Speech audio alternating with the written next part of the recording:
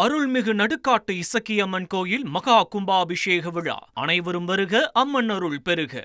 தாவேகா MLA இளையராஜாவிடம் குதிரை பேரம் நடந்ததாக தொடரப்பட்ட வழக்கின் விசாரணைக்கு தடை விதித்த உயர்நீதிமன்ற உத்தரவுக்கு எதிரான மேல்முறையீடு மனு உச்சநீதிமன்றத்தில் விசாரணைக்கு வருகிறது.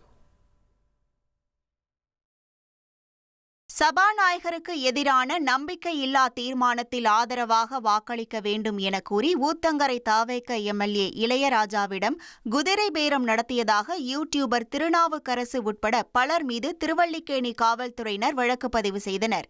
இந்த வழக்கில் குற்றம் சாட்டப்பட்ட முன்னாள் அமைச்சர் செந்தில் பாலாஜி, அவரது சகோதரர் அசோக் குமார் ஆகியோருக்கு நீதிமன்றம் முன்ஜாமீன் வழங்கியது.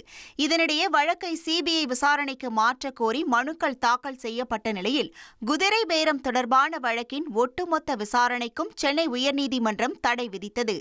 இந்த உத்தரவை எதிர்த்து தமிழக அரசு சார்பில் உச்சநீதிமன்றத்தில் மேல்முறையீடு செய்யப்பட்டுள்ளது.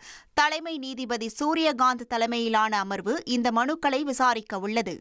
அருள்மிகு நடுக்காட்டு இசக்கியம்மன் கோயில் மகா கும்பாபிஷேக விழா. அனைவரும் வருக, அம்மன் அருள் பெருக.